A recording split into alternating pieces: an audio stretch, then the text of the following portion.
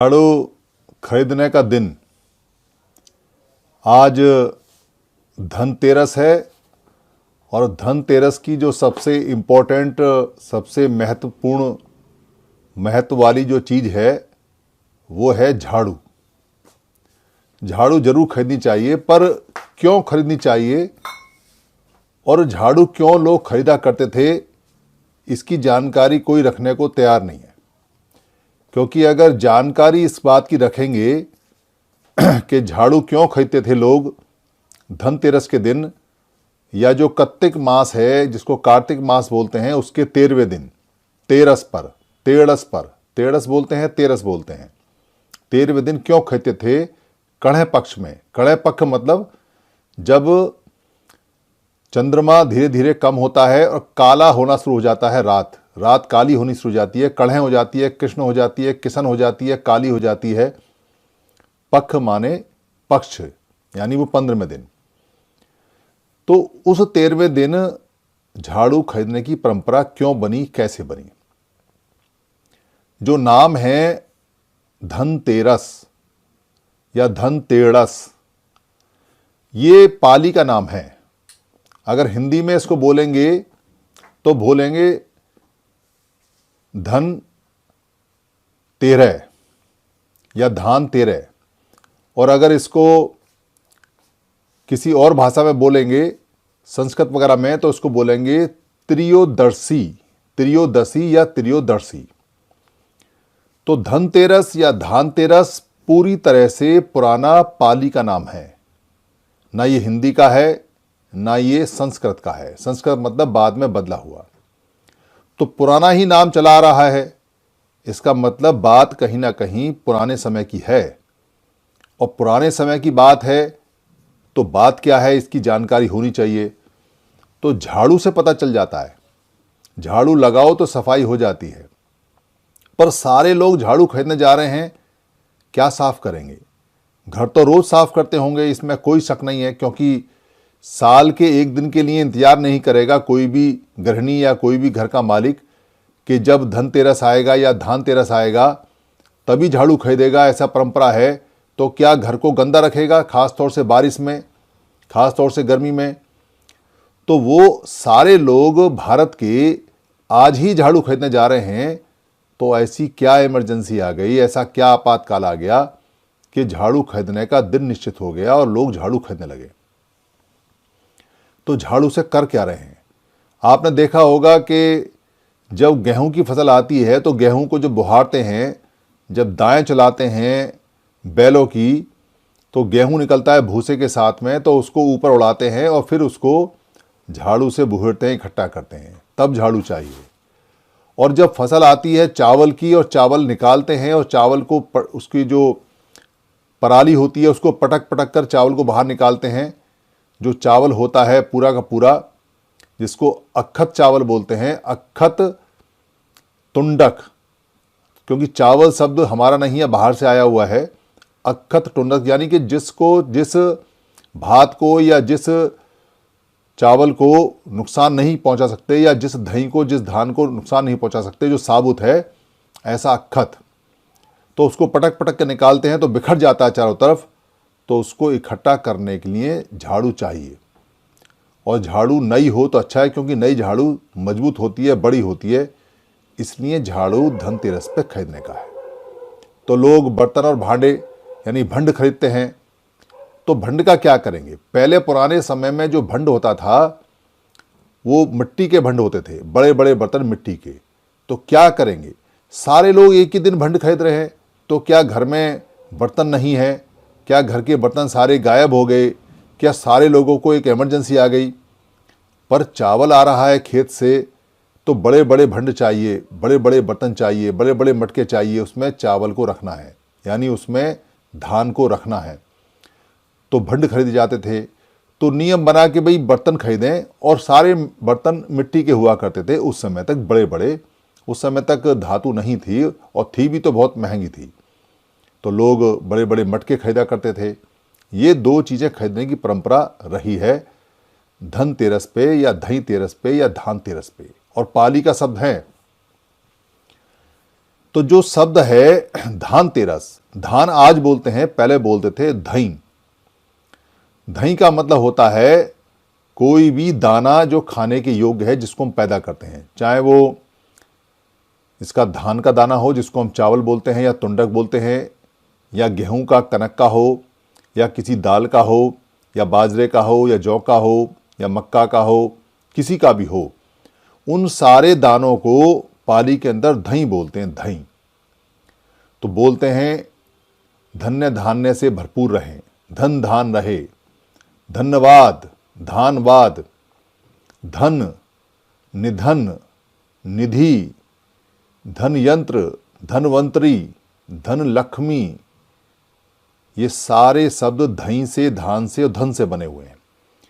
तो इसमें जो धन लक्ष्मी है, वो क्या शब्द है? धई माने हो गया धान यानी ग्रेन्स यानी दाने, और लख माने लाखों। लाखों का मतलब हो तो जो गिरे ना जा सके। उस समय लाख, 1 लाख जो आज का है उसको नहीं बोला करते थे। लाख मतलब अनगिनत। तो दाने धई के अनगिनत। और आप एक फोटो देखते हैं बहुत अच्छा, जिसमें 2 तरफ हाथी अपनी सूंड पे 2 भंड लेके, 2 मटके लेके उसमें से नीचे बरसा रहे हैं, और नीचे कमल के फूलों पर एक महिला बैठी हुई है, और उस महिला के ऊपर वो जो मटके हैं उससे बरसात कर रहे हैं। तो क्या कर रहे हैं? ये भरूच के जो पुराने जो हमारे स्तूप हैं उस पर चिन्ह मिलते हैं। तो कमल के फूलों का मतलब तो बुद्ध होते हैं, बुद्ध का समय होता है, और महिला कोई ना कोई रही होगी जो समणी होगी।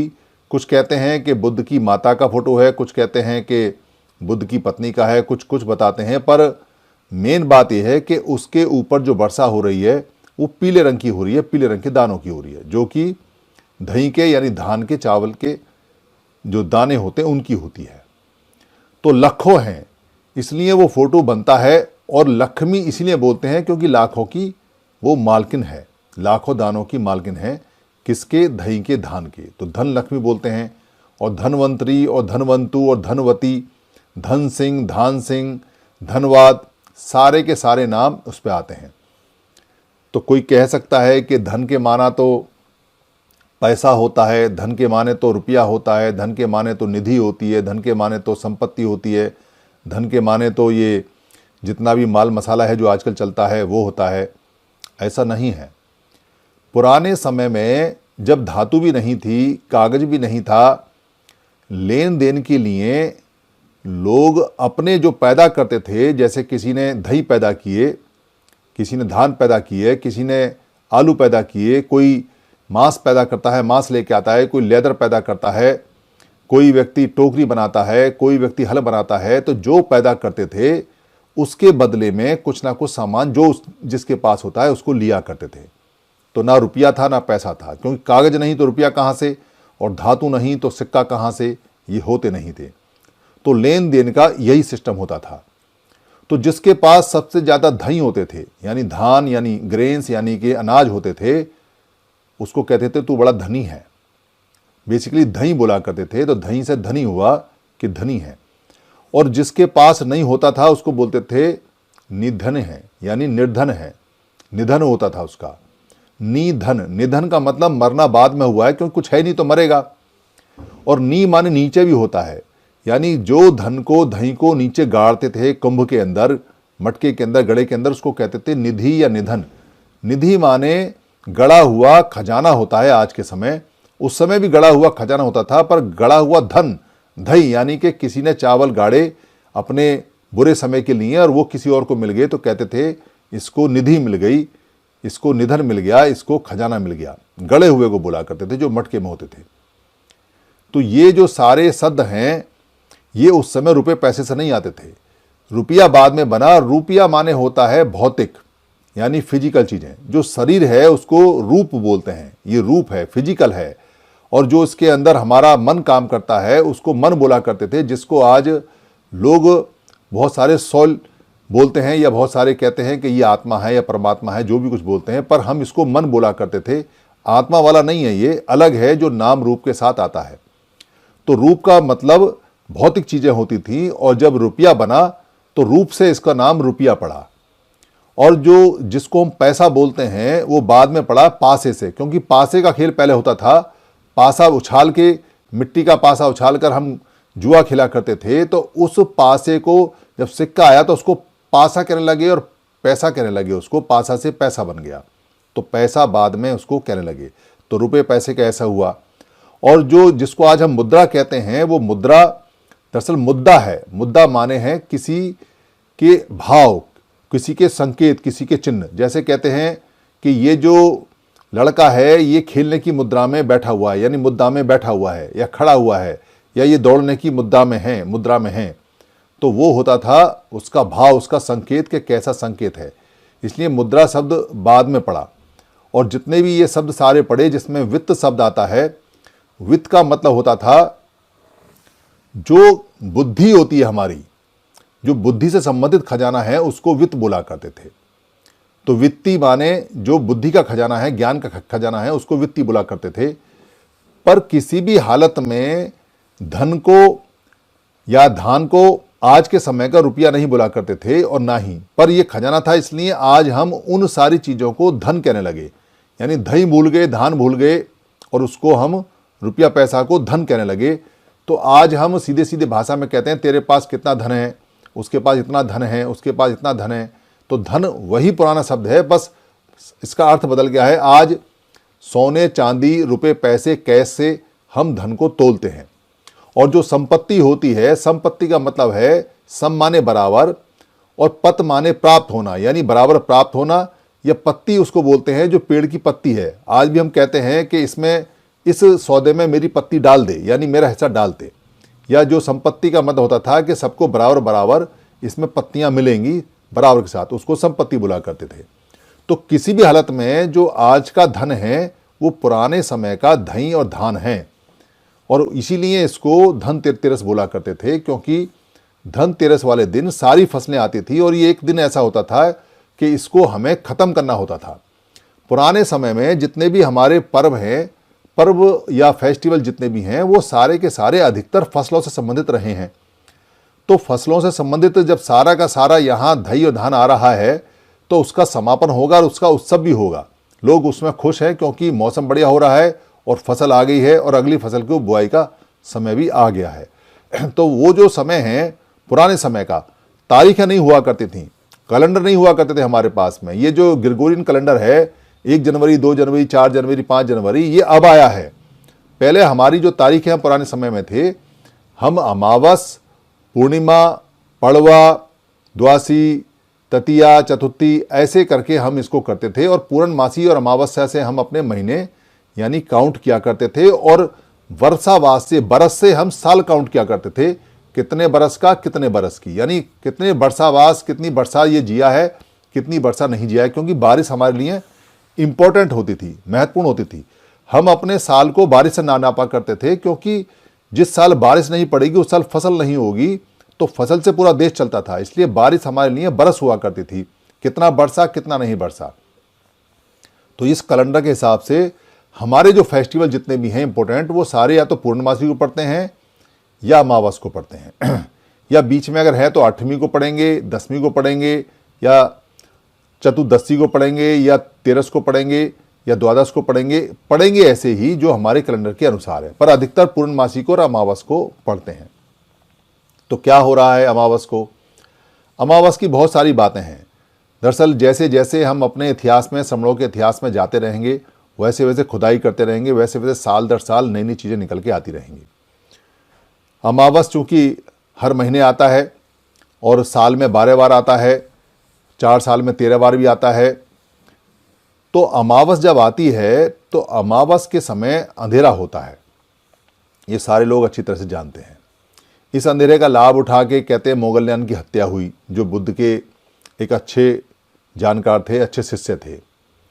इसको अंधेरे को उठा के लाभ को सुना है कि राजा बलि जो केरल में थे उनकी हत्या हुई या नहीं हुई, इतिहास में ऐसा बताया जाता है, कहानियों में। ये जो अमावस है इस पर रोशनी और प्रकाश किया गया जब बुद्ध अपने घर आए। बुद्ध अपने घर आ रहे हैं क्योंकि वर्षावास का जो समय है वो समाप्त हुआ है, और वर्षावास के बाद में 13 दिन हैं, और उनके पिता ने उनको बुलाया है उनके पिता ने जिसको भी भेजा वो वहीं रह गया। लास्ट में उनके दोस्त को भेजा जो काड़ूदाई नाम का था कि तुम्हारा जो सिद्धार्थ गौतम है वो तुम्हारे दोस्त थे, तुम जाके कहना कि उनके पिता ने बुलाया है, और तुम अगर वहाँ रह भी जाओ तो इनसे ये कहना कि वो कपिलवस्तु जरूर आए, क्योंकि बुद्ध हो गए हैं तो एक बार उनको अपने यहाँ आना चाहिए। तो वो राजगीर में है, और राजगीर से लेके और जो कपिलवस्तु है वो लगभग 470 किलोमीटर आज के समय पड़ती है, और उस समय ज़्यादा पैदल का रास्ता होगा तो टेढ़ा मेढ़ा होगा। तो सारे भिक्खु संघ के साथ में वो जाते हैं, 10-12 दिन पैदल चलते हैं, फिर वहाँ पहुँचते हैं, और वहाँ पे जो निगोद आराम होता है, यानी कि बट वृक्षों का जो आराम होता है जहाँ वो रुकते हैं, वहाँ रुकते हैं गांव के बाहर। उनको पता चल जाता है सबको कि वो आए हुए हैं। तो वहाँ धनतेरस की तैयारी, यानी कि धान इकट्ठे करने की तैयारी चल रही है, क्योंकि उनके लिए खाना वाना इकट्ठा करना है। उसके बाद में फिर आगे कहानी और चलती रहती है। तो धनतेरस पे पुराने समय में इसका कोई इतिहास लिखित में नहीं मिलता। यह आप ध्यान रखना, ना दिवाली का इतिहास मिलता है कि लिखित में, ना ही करवा चौथ का मिलता है कहीं पे, ना ही धनतेरस का मिलता है कहीं पे, ना ही भैया दूज का मिलता है कहीं पे, ना ही छठ का मिलता है। इन फेस्टिवलों के बुद्ध के समय में कोई इतिहास नहीं मिलते। एक वप मंगल उत्सव तो मिलता है, वप मंगल उत्सव मिलता है, और छत मंगल उत्सव मिलता है। छत मंगल उत्सव मतलब छत डालने का उत्सव, और वप मंगल उत्सव मतलब बीज बोने का उत्सव, ये तो मिलते हैं। पर दिवाली जैसा या धनतेरस जैसा या भैया दूज जैसा या ये जो चतुर्दशी आता है, ये जो फेस्टिवल हैं इनका नहीं मिलता। पर नेपाल में मिलता है। नेपाल में इसको तिहार करके बोलते हैं। वहाँ 5 दिन का फेस्टिवल होता है, पुराना है। वहाँ कागा तिहार मिलता है, वहाँ पर कुकर मिलता है, यानी कुत्ते का तिहार मिलता है। वहाँ कई तरह के तिहार मिलते हैं। तिहार का मतलब होता है 3 सक्सेसिव डे, 3 दिन लगातार किसी फेस्टिवल का चलना। वैसे 5 दिन वहाँ चलता है। तो वहाँ चूँकि कपिलवस्तु का और मगध का सारा एरिया वहीं रहा है, और वो लोग ज़्यादा फेस्टिवल मनाते हैं। तो नेपाल में वो नेपाली भाषा में आप पढ़ सकते हैं, तो आपको पता चलेगा कि वहाँ फेस्टिवल लगभग उसी हिसाब से मिलते हैं। और बाकी बुद्धिस्ट कंट्रियों में प्रकाश उत्सव मिलता है दिवाली के दिन, कुछ कंट्रियों में मिलता है। पर कहीं लिखित में ऐसा नहीं है कि बुद्ध के बाद से कोई दिवाली या कोई धनतेरस या कोई ये जो फेस्टिवल बीच में आता है जिसको नरक चौदस बोलते हैं, ऐसा कोई फेस्टिवल, या बाद में भैया दूज का फेस्टिवल, या बाद में गोवर्धन का फेस्टिवल, ऐसा कोई फेस्टिवल आता है, ऐसे चिन्ह लिखित में कहीं नहीं मिलते। इसलिए इन पर बहस करना बेकार है। पर ये हैं, पर ये डेवलप हुए हैं, ये चलते हैं। ठीक ऐसे जैसे आप ये समझ सकते हो कि छठ अब से पहले कुछ साल पहले तक सिर्फ बिहार में मनाई जाती थी, पर छठ आजकल पूरे देश में मनाई जाती है।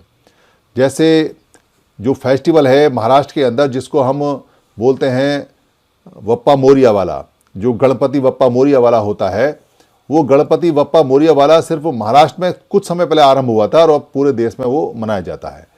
तो कौन व्यक्ति अपने लाभ के लिए कैसे किसको फैलाता है ये अलग विषय है, पर इसका हिस्ट्री कहीं इतिहास में मिलती नहीं है। पर ये मनता है, चलता है, क्योंकि बुद्ध का बताते हैं कि अपने घर आए।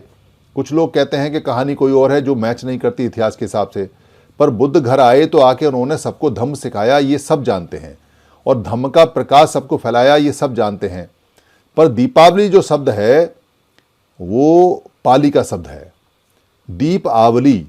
दीप हमारा पुराना शब्द है, क्योंकि अत दीप भव से दीप बना हुआ है, और आवली जो हमारा शब्द है, ये आवली का मतलब होता है लाइन, जिसको नियमावली बोलते हैं। लाइन में रहना, पंक्ति में वृद्ध, यानी कि जो दीप हैं वो पंक्ति में एक साथ लगेंगे, ये पाली का शब्द है। इसलिए कहीं ना कहीं दीपों की जो आवली है वो पुराने समय में मगध में या बिहार में या कहीं उसी क्षेत्र में आरंभ हुई होगी। जब प्रकाश उत्सव हुआ होगा तो प्रकाश का प्रतीक बनाने के लिए लोगों ने इसकी आवली लगाई होगी। तो दीपावली पे क्योंकि बुद्ध वहाँ पहुँचे हैं और वहाँ खाने की तैयारी चल रही है, तो जो बीच में जो शब्द आता है जिसको नरक चौदस बोलते हैं, दरअसल नर जो नरक शब्द है वो नर से बना हुआ है। नरक का मतलब हेल नहीं है, नरक का मतलब दोजख नहीं है, उसको पाली में निरय बोलते हैं। निरय, निरय माने हेल होता है, और जो नरक शब्द है वो नर से बना हुआ है। तो इसका मतलब जो चतुर्दशी है, चौदस है, उस पे जो नर हैं वो कोई काम कर रहे हैं। क्या काम हो सकता है? क्योंकि चावल की खेती होके आई है तो चावल को भून सकते हैं। वो चावल का जो भुना हुआ होता है जिसको हम क्या बोलते हैं, खील बोलते हैं, तो वो खील मार्केट में आज भी मिलती है। और कमाल की बात तो यह है कि वो जो खील हमें मिलती है वो छोटे से मिट्टी के मटके में मिलती है। जो मिट्टी का मटका है उसमें चावल की खील रखी हुई है। शायद ये प्रतीक चिन्ह रहा है कि हमारे चावल मिट्टी के प्रतीक सुरक्षित रहते हैं, और वो वहाँ से परंपरा होते होते छोटी छोटी आ गई। एक लड्डू मिलते हैं हमारे यहाँ जो दिवाली पे खाए जाते हैं, जिसमें गुड़ मिला होता है और जिसके अंदर अरवा होते हैं, यानी चावल के जो अरवे होते हैं उनको मिलाकर लड्डू बनाए जाते हैं। जो नरक चौदस है, जिसको हम निरे चौदस बोलते हैं, उसकी एक परंपरा है कि उसमें तिल, उसमें चावल, उसके अंदर शहद, उसके अंदर गुड़ मिला के लड्डू बनाए जाते थे, पिंड बनाए जाते थे, शायद दान करने के लिए, या उस समय का सबसे उत्तम भोजन रहा होगा। वो परंपरा आज भी चलती है और वो उधर की परंपरा उस समय की है। तो जो ये सिस्टम पूरा का पूरा है, ये पूरा का पूरा सिस्टम है तो वहीं से संबंधित, मगर क्या हो रहा है कि ये हाईजैक हो गया, और हाईजैक करने वालों ने अपनी स्टाम्प इस पर लगा दी। पुरानी स्टाम्प गायब हो गई, और लिखित में ये कहीं है नहीं, लिखित में किसी का भी नहीं है। कहीं भी अगर आप जाओगे तो लिखित में कहीं कोई मिलेगा नहीं, पर मनता है तो कहीं ना कहीं होगा। फेस्टिवल तो ये हमारा कृषि का ही है फेस्टिवल, पर ये आज के समय चूंकि हम किसान हैं नहीं, इसलिए ये परंपरा रह गई, बाकी चीज़ें इसमें जा चुकी हैं। तो दीपावली पर क्या होता है? दीपावली पर अंधेरा होता है, दीप जलाकर हम प्रकाश करते हैं। तो प्रकाश किस चीज़ का है? अगर बुद्ध की कहानी को हम आगे बढ़ाते हैं तो बुद्ध अब अपने निगोध आराम से, क्योंकि बुद्ध आए थे ये तो सब जानते हैं, 7 साल बाद आए थे ये भी सब जानते हैं, तो वहाँ वो प्रकाश फैला रहे हैं। किसका? धम्म प्रकाश, धम्म का प्रकाश फैला रहे हैं, धम्म का प्रकाश फैला रहे हैं, और उसका उत्सव है, और उससे भय दूर हो रहा है। तो भय को देखना सिखा रहे हैं, जिसको बोलते हैं भय दस्सी, यानी भय का दर्शन। कैसे मन के अंदर भय होता है, कैसे शरीर के अंदर भय होता है, तो शायद उससे भैया दूर, यानी भय दूर जो शब्द है वो बना, और भय दूर दर्शन, यानी कि भय को दूर करने का जो दर्शन होता है, जो तरकीब होती है, जो शास्त्र होता है, दर्शन माने फिलॉसफी होती है, वो वहाँ उन्होंने उनको सिखाई गई। और जो गोवर्धन आता है, गौ से जितने शब्द हैं वो सारे के सारे पाली के हैं, और गौ का मतलब होता है गौतम। गौ का मतलब गाय नहीं होता। पाली के अंदर गाय नाम का कोई शब्द नहीं है। पाली के अंदर गाय को धेनु बोलते हैं, और गौतम से संबंधित जितने भी हैं उसको गौ बोलते हैं। तो ये शब्द आता है जिसका गोवर्धन, तो गोवर्धन कैसे होगा? यानी कि अगर गौ को गाय भी माने तो गाय का वर्धन यानी उसको कैसे बढ़ाएंगे? गाय नहीं बढ़ सकती, आप उसे कुछ भी खिलाएं पिलाएं, जो गाय जितनी है उतनी रहेगी, और उसको बढ़ाने का कहीं कोई फेस्टिवल नहीं होता। पर गौतम के धम्म का वर्धन, गौतम के धम्म का वर्धन का फेस्टिवल है, क्योंकि गौतम अपने घर गए हैं और वो धम्म को सिखा रहे हैं, तो वहाँ पर धम्म लोग सीख के उसका वर्धन कर रहे हैं, बढ़ा रहे हैं। अगर वहाँ पर गौतम का धम्म पहले से ही होता तो वो सिखाते क्यों? वो वहाँ गए हैं, उनको बुलाया गया है स्पेशल, और वो सिखा रहे हैं, और ये चलता रहता है। और छठ में जाके ये ख़त्म होता है, क्योंकि छठ का जो फेस्टिवल है वो भी वहीं का फेस्टिवल है, यहाँ का फेस्टिवल नहीं है, जिसमें महिलाएं भूखी रहती हैं, जिसमें महिलाएं बड़ा तप करती हैं, साधना करती हैं, पानी में उतर के सूरज के साथ में वो, क्योंकि ठंड होती है तो सूरज की रोशनी लेती हैं, खाना आधा खाती हैं, खीर खाती हैं, क्योंकि बुद्ध को खीर खा के ज्ञान मिला था, तो खीर खरना खाने का रिवाज है, तो खरना खाने का है, नेचुरल है, प्रोसेस है, तो उनको सारे फल जितने भी हैं, सब्जियां हैं, उन सबको वो मानती हैं। और बीच में एक जो स्तूप है उसकी वो मान्यता करती हैं, उसकी वो आराधना करती हैं, क्योंकि स्तूप किसी न किसी जो पुराना जानकार होगा उसकी याद में उसके मरने के बाद बनता है। तो स्तूप जो होते हैं वो सारे वहाँ बनते हैं। ये फेस्टिवल वहाँ के हैं, और वहाँ का कोई और फेस्टिवल है नहीं। तो दिवाली वहाँ से लेकर पूरे देश में कैसे फैली? क्योंकि दिवाली के बहुत सारे नाम हैं, और दिवाली जो चलता है फेस्टिवल बहुत आगे तक है, पर दिवाली का जिक्र नहीं मिलता। दिवाली का कहीं जिक्र मिलता है तो सिर्फ अशोक के 84,000 स्तूपों में मिलता है, जबकि 84,000 स्तूप जो एक साथ इनॉग्रेट किया है, तो उनकी खुशी में 84,000 दिए जलाए गए, और एक ही जगह से वो इनॉग्रेट हुए। आज भी जयपुर के किसी महल के अंदर 84,000 दिए जलाए जाते हैं उसी याद में, और 84,000 दिए जलाने का दिवाली का वहाँ से एक संकेत मिलता है। तो संभवतः हो सकता है कि अशोक ने फिर दोबारा से इसको आरंभ किया हो, और वहाँ से दीपदान उत्सव या दीपोदान उत्सव करके चला हो। पर हमारे लोगों में अभी एक झगड़ा चल रहा है। झगड़ा ये चल रहा है, कुछ लोगों ने जितने भी ये फेस्टिवल हैं उनका पूरी तरह से बहिष्कार 22 प्रतिक्रिया के आधार पर वो करते हैं, और स्ट्रांगली करते हैं। कुछ भिक्खू भी करते हैं, कुछ जानकार भी करते हैं, कुछ बुद्धिजीवी जो किताब पढ़ते हैं लिखते हैं वो भी करते हैं, और कुछ लोग, कुछ भिक्खु भी और कुछ बुद्धिजीवी भी कुछ इसका समर्थन भी करते हैं। जो समर्थन करते हैं वो अपने तर्क देते हैं, जो समर्थन नहीं करते, विरोध करते हैं, वो बाबा साहब की 22 प्रतिज्ञा और ये कहते हैं कि जी बताओ लिखा कहाँ है और दिखा कहाँ है, वो इस बात पे अड़े रहते हैं। तो लिखा हुआ दिखा हुआ तो बहुत सारा गायब हो चुका है, इसलिए लिखे हुए दिखे हुए को तो आप अगर उस पर अड़ग रहेंगे तो कोई आदमी अगर आपको गलत किताब लिख के दे दे तो क्या आप उसको मान लोगे? अगर आप लिखा हुआ ही मानते हो तो जो किताबें लिखी हुई हैं अभी 405 साल पहले, सारी की सारी किताबें जो आपकी मुसीबत की कहानी सब बताती हैं, जो आपको आडंबर में परंपरा में फंसाती हैं, तो क्या लिखी हुई किताबों को आप सच मान लोगे? क्या लिखा हुआ सच मान लोगे?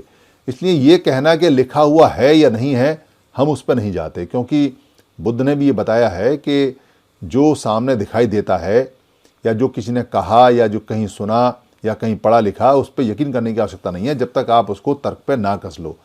तो तर्क पे कस लेना चाहिए।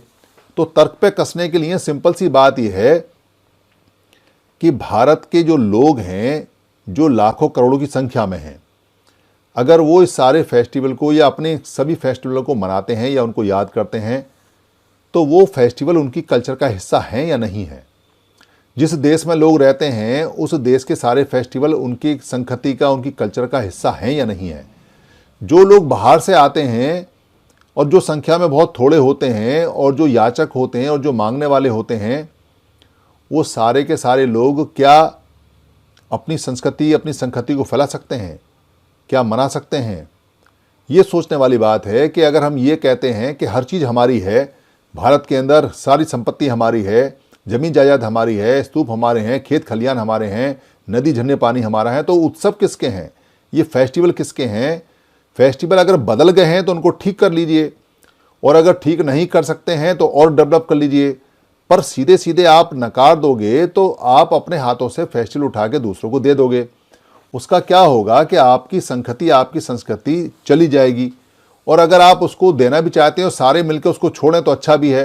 पर झगड़ा ये चल रहा है कि बहुत थोड़े से लोगों ने छोड़ा और बाकी लोग आज भी मनाते हैं, क्योंकि वो अपनी जड़ों को नहीं छोड़ पा रहे हैं, क्योंकि वो यहीं की संस्कृति है, यहीं के फेस्टिवल हैं। और सारे फेस्टिवल जितने भी हैं भारत के, वो सब कृषि प्रधान हैं। अधिकतर कृषि प्रधान सारे के सारे हैं, या जंगल प्रधान हैं, या जानवर प्रधान है, या नदी नाले प्रधान है, या समुद्र प्रधान है, या हवा प्रधान है, या बारिश प्रधान है, या जो धम्म सिखाया है वो प्रधान है। यहाँ व्यक्तियों के जो फेस्टिवल हैं वो नहीं होते हैं यहाँ किसी भी हालत में। तो ये बात को समझते हुए हमको तर्क लेना चाहिए कि फेस्टिवल हमारे हैं या नहीं हैं। सिर्फ इस बात से नकारना कि जी वहाँ ऐसा लिखा हुआ है या वहाँ ऐसा नहीं लिखा हुआ है, तो लिखा तो ये भी नहीं है कि भिक्खु संघ अलग अलग रहे, पर वो रहता है। भिक्खु संघ लिखा हुआ ये है कि भिक्खु संघ एक ही रहेगा, पर वो रहता नहीं है। लिखा हुआ तो कहीं ये भी नहीं है कि ये सारे संगठन जितने भी हैं महापुरुषों के नाम पे ये अलग अलग रहेंगे, पर ये रहते हैं।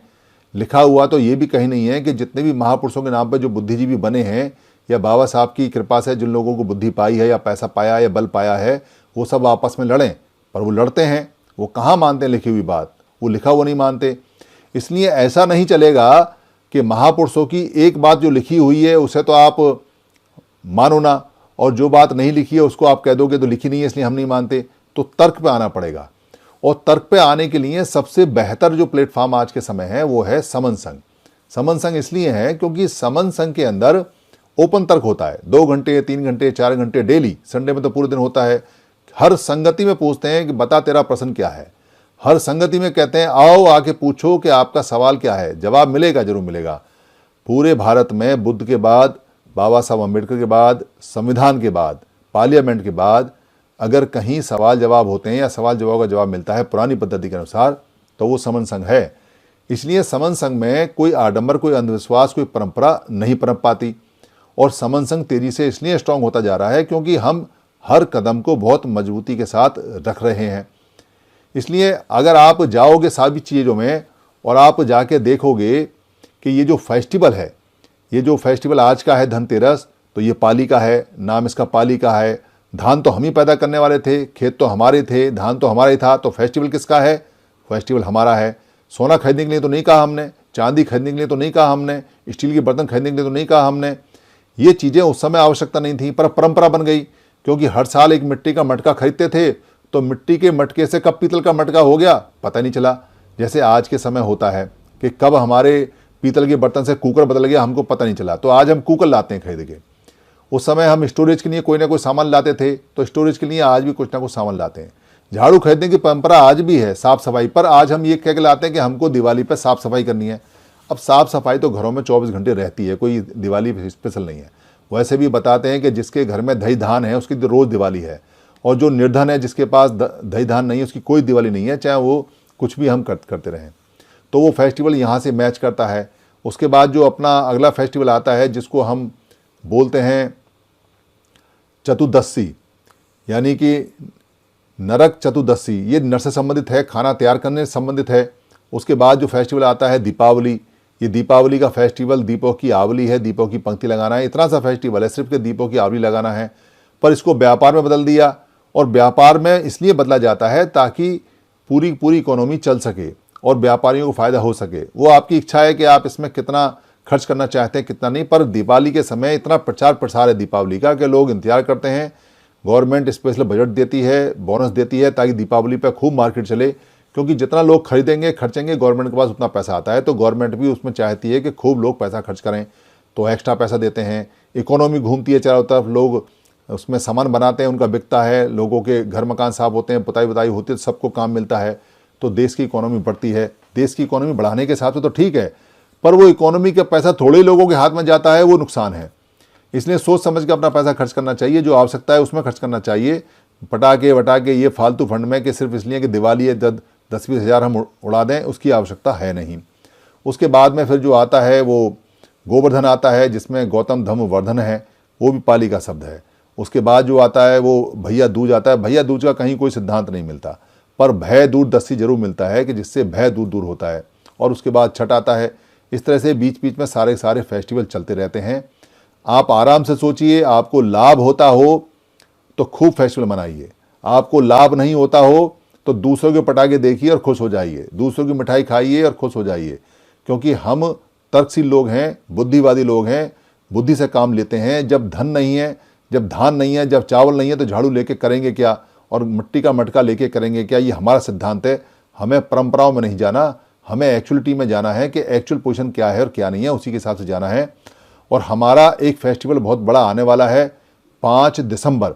5 दिसंबर को आप खूब जम के उसको मनाइए, क्योंकि 5 दिसंबर को हमारा जो संघ चक्र प्रवर्तन डे है, यानी कि संघ चक्र पुनः प्रवर्तन डे, जो हमारा संघ दोबारा से निकल के आया है और ये चालू हुआ है, वो हमको धूमधाम से मिठाई के साथ, अच्छे कपड़ों के साथ, अच्छी तरह से मनाना चाहिए। वो हमारा फेस्टिवल है, पुराना फेस्टिवल है संघ का, पर हम भूल गए उसे, तो अब मनाना चाहिए। और 5 दिसंबर को दिन भी बहुत बढ़िया है, हर साल हम 5 दिसंबर को मनाएंगे। मेरे किसी वक्तव्य से, मेरी किसी बात से अगर किसी को कोई हानि हुई हो या कोई परेशानी हुई हो, तो मैं उससे और संघ से माफ़ी चाहता हूँ। संघ मुझे माफ़ करे, संघ मुझे माफ़ करे, संघ मुझे माफ़ करे। संघं नमामि, संघं नमामि, संघं नमामि। जय बिरसा, जय जय जय पेरियार।